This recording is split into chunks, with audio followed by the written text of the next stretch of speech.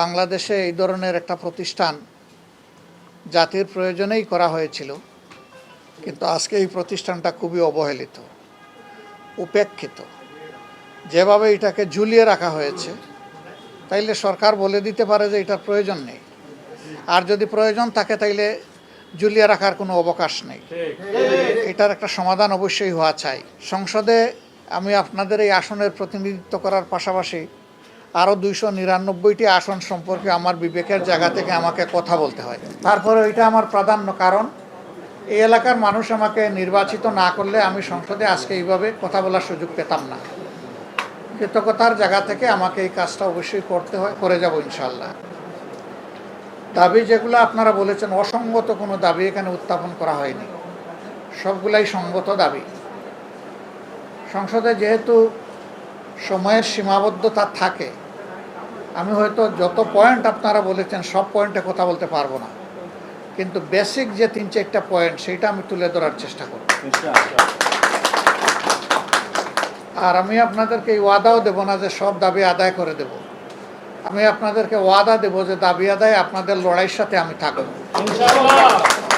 আপনারা লড়াই চালিয়ে যাবেন, আমি আপনাদের একজন সহযোদ্ধা হিসাবে এই লড়াইয়ে অংশগ্রহণ করব, কারণ এটা আমার দায়িত্ব।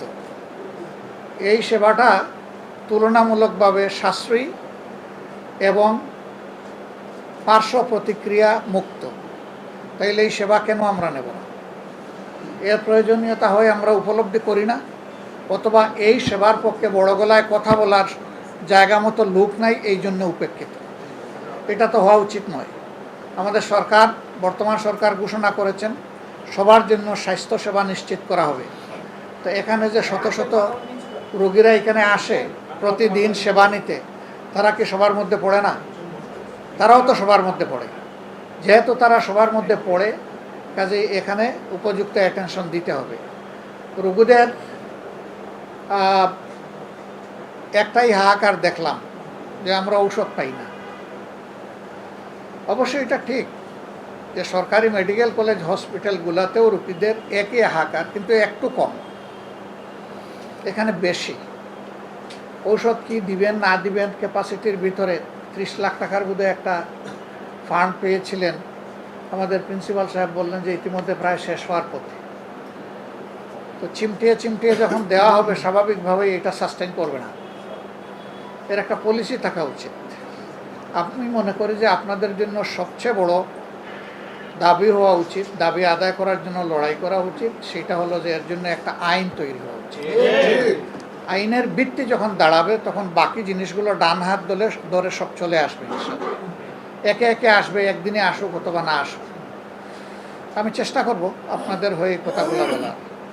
পরিদর্শনকারে আমি যে জায়গাগুলো দেখেছি, এর মধ্যে ল্যাবরেটরিতে ঢুকেছি, শেষমেশ গবেষণাগারে গিয়েছি, আমি ফ্লোরে গিয়েছি, আউটডোরে গিয়েছি, বিভিন্ন সেবা দেখার চেষ্টা করেছি, রোগীদের সাথে একান্তে কথা বলেছি, সবার সামনে কথা বলেছি। আমি আমার দায়িত্বটা বুঝে নেওয়ার চেষ্টা করেছি এর মাধ্যমে। আমি চেষ্টা করব ইনশাআল্লাহ।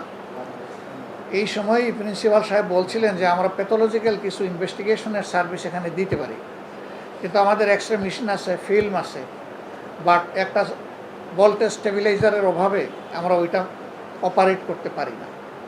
আমি জিজ্ঞেস করেছিলাম এটার আনুমানিক দাম কত হবে, উনি বলেছেন যে 3 লক্ষ টাকার মতো হবে। তো এই ছোটো দামটা ইনশাল্লাহ আমার জন্য বেয়ার করবে।